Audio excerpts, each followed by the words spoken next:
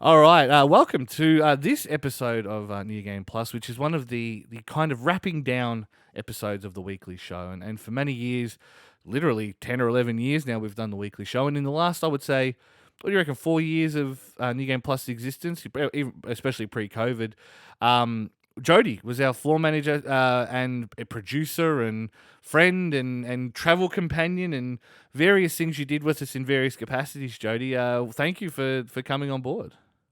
Pleasure to be here.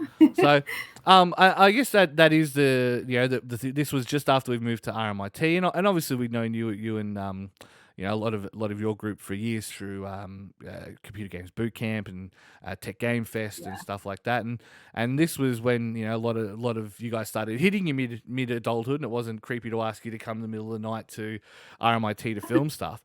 So we did, and obviously, working on the floor stuff was it a bit of an experience coming from no TV background to here's probably a state of the art, industry tier operation that you've now got to take control of? Oh, absolutely. It was a huge learning curve. There's I've done a little bit of stuff in school. I'm not going to go into it because it's incredibly embarrassing, but in stage productions and stuff, but nothing quite like filming TV. So it was a very unique and interesting and amazing experience. And it was just further enhanced by the amazing equipment that RMIT has that we were able to use. So it really made a difference in terms of the quality and what we could do. But it was a lot of fun. Well, you got to skip the guerrilla days of filming in the old lounge room with the camera stuff. Though that said, I'm pretty sure you came down for some of the streams and it was pretty ghetto like that. So. Oh yeah, I did some streams in the early. You did the Monster Hunter streams with us in the old days. Yeah, wow, that's going back. Yeah. I guess I didn't totally escape the In the Wilds. Still had like PAX and Tokyo Game Show and stuff like that where we were doing stuff out and about. But in saying that, very, very new experience for me. I picked up the ropes pretty quickly, I'd like to think. No. And I feel like everyone somewhat in order and control. For that role, I guess a lot of it is those people skills, keeping people on point, keeping people organized and stuff like that. And that was something you obviously had the background in through work and life and stuff like that. So I feel like it was a good fit. And like anything, you can always teach a skill. You can't teach an attitude. And so it's all about the attitude you take in these things. You did mention TGS, and I'm going to say that's probably the most memories that we all had as New Game Plus was going to Tokyo Game Show. RIP. We haven't been there for a few years. And I think you came multiple times. I think it was like twice with us to Tokyo Game Show from memory. Yeah, anyway. I went twice. The first time we went, we had quite a large crew. That was the big crew, yeah. That was like 15 of them, yeah. And I have to say, like, Tokyo Game Show is a very unique experience. It's sort of PAX-esque without the tabletop area and all those other extra areas because they're not generally running tournaments. Although the second TGS we went to, they did have a bit of an esports in the separate building. You had to go across Makahari. Yeah, in the separate building. Which was funny because it was also over next to the Otome games. Which makes sense, yeah. Which is hilarious because the first year that we went, my favorite memory from Tokyo Game Show and the first year that we went, besides Monster Hunter Stories and getting to play the demo of that, and seeing all the decorations and stuff they pull out for their booths are just phenomenal. But it was watching Cardi play chicken with a paid actor who had to act certain scenes That's for right. an Yeah, Otome game. yeah, yeah. And so they were told, would you like soft or hard? And Cart was like, I want it hard. And the poor actor, no, The actor's face is like, oh my God, is this, is this foreigner for real? This Gaijin for real? And Cart went straight for it. And then this crowd of like women just grew. Yeah. And I'm sitting there filming the whole thing. And I'm like, oh my God, Cart, are you seeing it? Like, they're like, oh my God, it's real BL. It's the Bishojo hour here. Yeah, no. But it was funny because like, I guess, we would probably never have an Otome booth at somewhere like PAX or something like that. But the fact that they went the extra step and hired actors, so it wasn't the only game there that actually had actors were hired to role play certain characters that are in their games, which is really cool. But also just really funny for content. Yeah, for sure. And obviously you'd been there a few times before, so it was, you speak the language better than me, but we all, there's a few of us now at least who have some understanding of the language, so it's handy for the next trip. We did Mario Kart as well. Mario Kart, you can't call it Mario Kart, you have to call it Mario Kart. That was definitely a unique experience over there too. So that was amazing. Yeah. Lots of fun to be had. We've got to wrap it up, which is sad because it's only a short amount of time.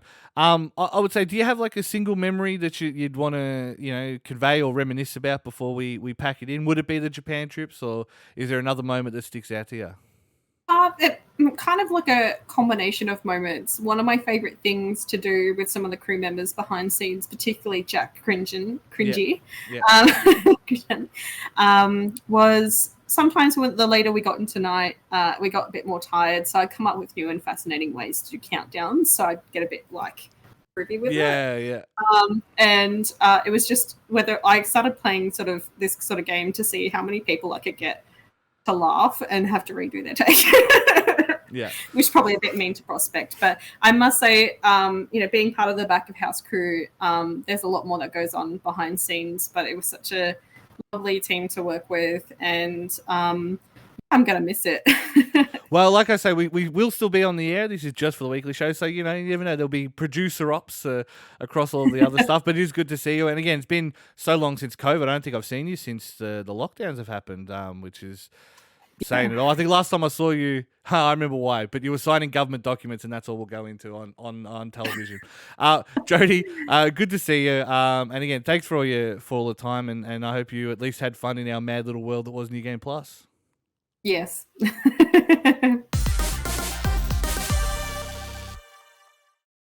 Well, welcome to a retrospective New Game Plus, and I'm going to start. You may not remember this. You remember 2014? We had lunch in the Hungry Jack's near where Jason lived at the time, and I'd put to you a whole heap of ideas. I said, I want to join this. I want to join this retro thing. I want to get on board. I've got all these ideas, all these things I want to do, and I was nervous as hell. I was going, I hope this guy likes me. I hope he likes the ideas.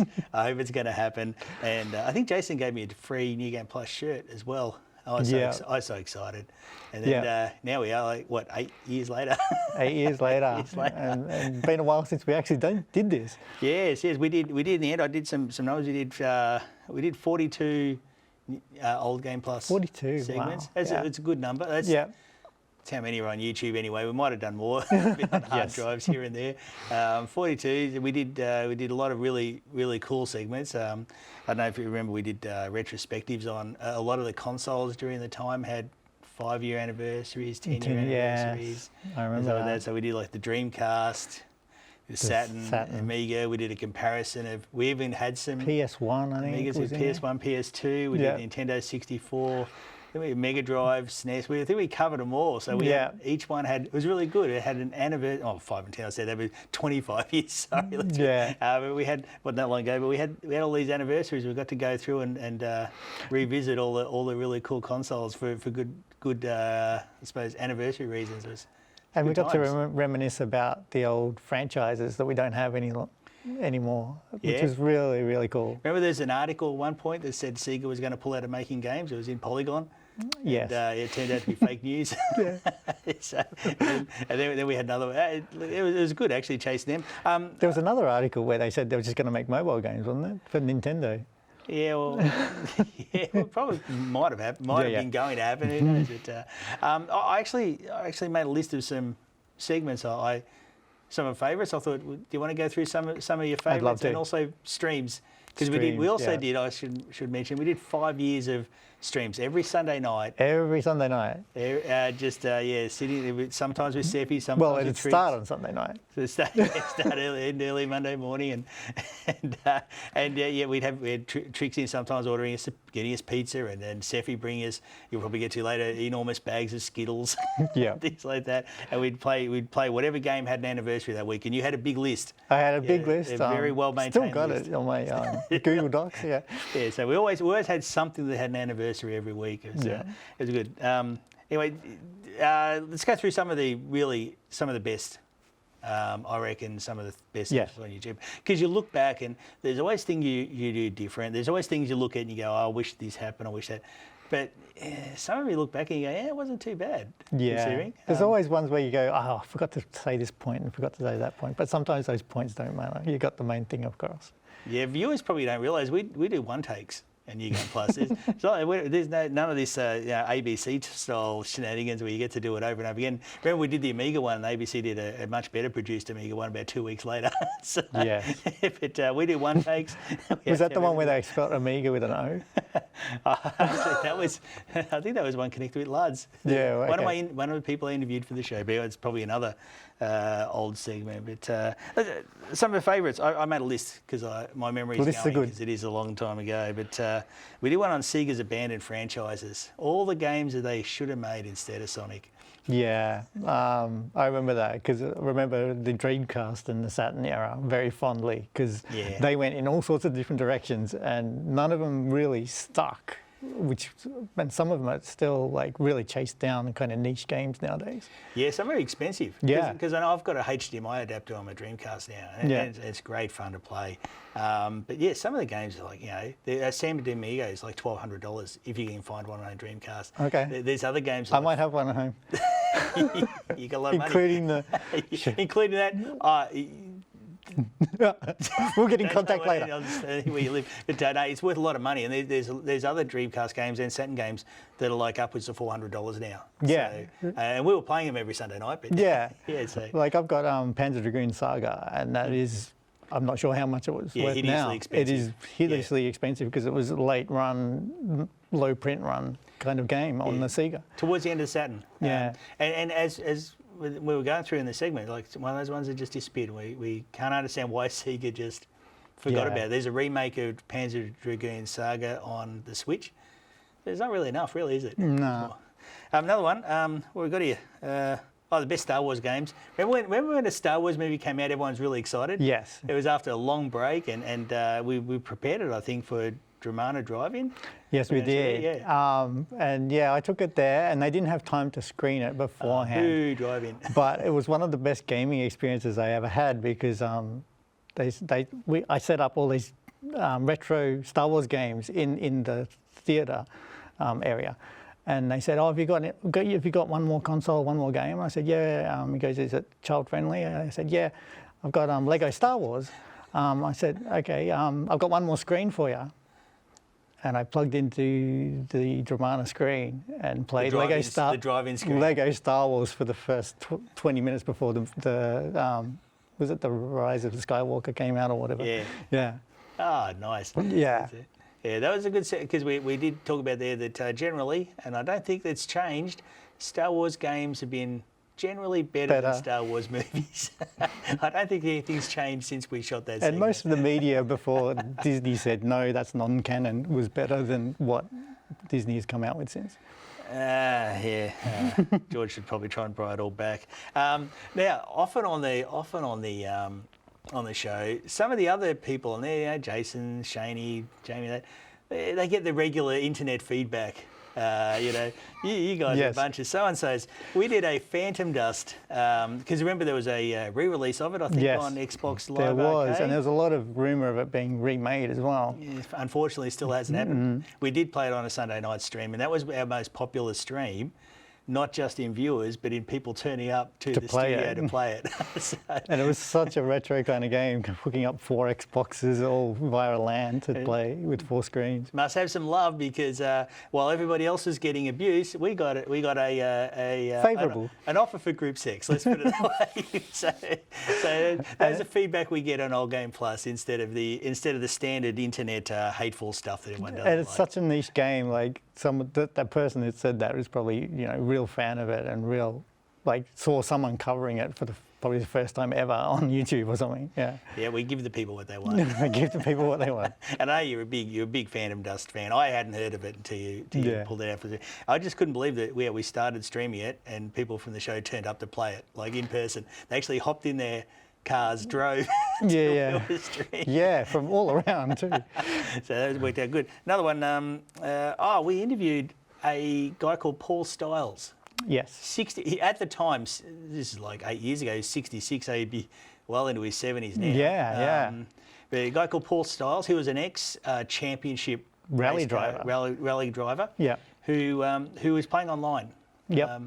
And he had the full gear, the whole steering wheel, clutch, brake setup, and racing chair and everything. And it was awesome to see someone, and he was pretty good at what he did, and he had his whole friends list he'd compete against online in I can't remember what games he was playing, but it was most of the driving games. Driving games. Yeah. It was a pretty elaborate setup. Yeah. Not quite the cockpit style setup, but at his desk he had the pedals and the steering wheel and that. I had a try and I wasn't very good at it. No, me too. Yeah. Rally, so he was laughing, chuckling in the corner. Yeah. So we've been picked on by a guy who's older than us. Yeah. He was 66 at the time. I remember asking him, well, how do you deal with all the because you're playing online, there's a lot of idiots. And he goes, just ignore them, they're all idiots. Yeah. So, it's some advice from a wise person. Let my driving do the talking too, I think he said. So, well, he just beat him. Yeah. That was actually a really cool interview. Yeah. We got here. Yes, and we actually also had a guy called Lee White on our show. Yeah. On our show. And he's a local developer who wrote a Commodore 64 game. Yeah, he was a real fan of the basketball games, and there wasn't really one on the Commodore 64, so he made his own. Yeah, it was pretty cool. I played it in the style of Space Jam kind of thing. Yeah. Yeah, I played it. It was actually pretty cool. But I mean, I'm into that sort of old game. But a Commodore 64 game made this century by a local Melbourne developer. He was a lovely guy. Yeah, he was really good. And he actually made more functionality out of the controller too, because most games were just a joystick and a button, and he kind of when you pulled it this way and hit the button and do this. Yeah, I think it's easy to think retro games would be easier. But I do think handling the control scheme with one button, one joystick and actually getting really intuitive controls, that's still mad skills. Yes. So that's something that, and Lee was really nice. So and also a lot of kind of hardware hacking rather than just software to make the game running. Yeah, back in those days, you're not using a framework, you just, for speed, you just hit the hardware. Which is why often in emulators sometimes it get hard. Doesn't get it, especially the Saturn. So you just hit the hardware there and it's all over the joint. So what we got here, that's, we did one on console ads. Yeah, they were very interesting in the past. Completely outrageous stuff that Sony tried to pull off. Not just Sony, some of the early Sega Mega Drive and Master System ones were really out there as well. Yeah, no, it was good stuff. Now, there's streams. Now, we also, just quickly, before we get told to finish up, we had some favourite streams. There was one night we tried to play XCOM, and Trix got wrecked by the random number generator like I've never seen anyone get wrecked before in my life. That was hilarious. We had another one. I remember playing with Seffi. We played Bayonetta from start to finish all night, and the ending song of that was awesome. Such retro, space kind of thing. And not to give too much away, but you're not one that can partake in eating a lot of sweets for various reasons. And one time Seppi tried to turn me into a diabetic as well. Yeah, he turned up with a 1.2 kilogram packet of Skittles and turned into a diabetic within 2 We're hours. just shoveling Skittles into our mouths for hours while you're watching. I'm watching, yeah. And I couldn't do that, guys. No. And then we ended up, we could like hear colours. Yeah. We were just going mad. Another stream I had, which you weren't there for, was me, Jason and Shane, and we played Catherine all night, and Drew too. And that was awesome, like, because there's multiple choices throughout the thing, and it was like a divorcee, someone with a girlfriend, someone with their other girlfriend, and someone married, I heard about all, that, yeah. all making these choices and fighting with each other. Like the choices were like half an hour each because we're just fighting with each other. We are getting the wrap up. I've got to say, just quickly, thanks. When we had that lunch at Hungry Jack's, thanks for saying, yeah, that's a good idea. Let's do those things, because it was a wild time. And it was a period when we did it, the gaming had a bit of the fun sucked out of it with a lot of stuff going on. And it was just really good to play games on Sunday nights and look at old games and just kind of pretend the last few years never happened. Thanks to you too, because it was a good match. Like you had so much Sega stuff, I had so much PlayStation stuff, and games that you had, I didn't have. Games that I had, you didn't have, and it was a really good match. It was fun. It was good. Anyone curious, go to the YouTube channel, check out all our stuff. Some of it's, I still reckon it's pretty good. So. Oh, Game Plus. Yeah, thanks a lot. Welcome back, and we've seemed to this episode. We seem to have gone from the new blood, and now I bring you potentially the oldest blood still attached to the show. That's even older than Prospect, I would say. Tim, thank you for taking the time out of your real life now to come and have a chat to us here in New Game Plus world. How's things? Hi, it's always a pleasure to have a chat with you, Jason. And it's been good. It's been a while since I've been on the show, and certainly the show has moved on a lot and branching out into new things. And I see the occasional post and go, "Oh yeah, that's pretty cool." And it does make me smile as the show has progressed. That's guy. Thank you for that. And because again, your story starts with us before New Game Plus. You start with us on level 3 days, watching it on the old Channel 31 digital analog signal. When we started that with young Axel and Zach and all the young kids. So your story starts even before, nearly anyone else's, I would say, even before Prospect and Co, who are like the right hand man. So it must be interesting from your point of view to see it go from that to then you appear on the occasional segment, because we didn't cover PC games, so you just said, "Oh, I'll do it." Then to host, then to off into the real world and stuff. I mean, how do you look back on it and think what a waste of time? Because I do sometimes. So No, it's I think not only did it allow me to invest my time into something that I was really passionate about, it also gave me the ability to work with yourself and a whole array of very talented people, and also expand my own capabilities when it came to public speaking and being able to work with others. And it's helped me immensely through the journey. If I had to put like a time base on it, and it's like we all think about years don't mean anything. The original BioShock is probably where we started it all, and I remember your review in the shower. You did it on level 3. That was one of the first episodes that I watched, and we ended up, I guess, having a bit of a community around the show, and it just went from there. And it's funny because that was the first game we ever got sent by a PR rep. So if you're watching SNES, thank you for kind of taking a chance on the little outlet that could. But yeah, that was the first review code I ever got sent was BioShock. We actually got units sent from Sydney with the game on it so we could review it. So there you go. That was one of those interesting level 3 tidbits. And I appreciate you looking on it as fondly as you do too, because I still do, like as much as I joke about it, as much as I do. I mean, we still did 247 episodes of level 3. We still did at least 400 episodes of New Game Plus. You don't do that unless you care about it. You know what I mean? Like, so I feel like I'm glad that passion was something that you took away from it at the very least. I will ask you very specifically and pointedly though, is there something that stands out? Is it, the E3 trips? Is it the ruckus trips to Sydney where we all just drove up in the convoy and stuff like that? I mean, is there anything that stands out to you as like a specific moment?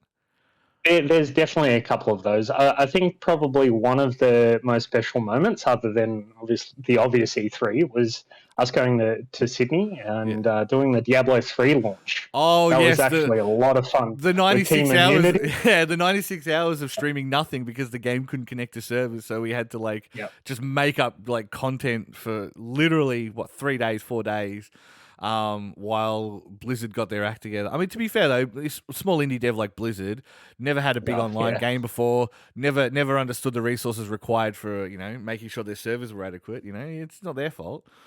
Jesus. Yeah, and I think that's a common theme over the years. Is we always got to do these special events and work with the community and do CGBC, Computer Games Boot Camp, and all these really special events that you just wouldn't be able to do anywhere else.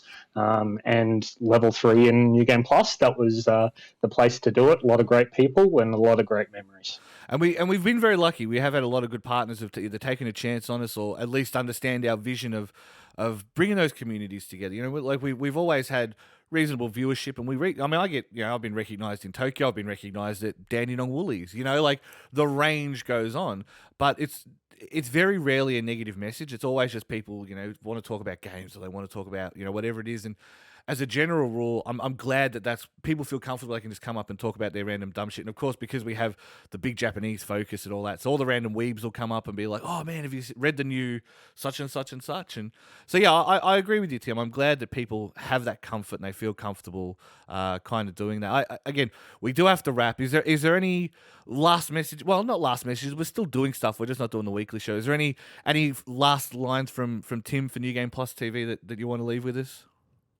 I was just very thankful to be part of the journey, and gaming continues to be part of my life to this day. So thank you, Jason, and thank you, team, for taking a chance on me back all those years ago. No, Tim. Again, you did the work, mate. It's always been great to have you around, and we still see you in Discord every now and then. So it's always good to have you pop in and have a chat. And I'll see you, I guess, next in person, probably at TI at this point, because that's coming up real soon. But for those watching, thank you for watching New Game Plus TV. Tim, do you want to do the outro? Do you remember it off the top of your head, or?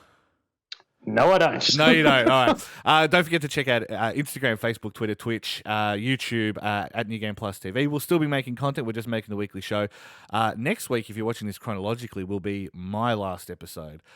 So get ready for the indulgent sad boy wank that is going to be. Tim, thank you very much for joining me on a little bit of a nostalgia trip, and I hope all the best for you in future, mate. Thank you.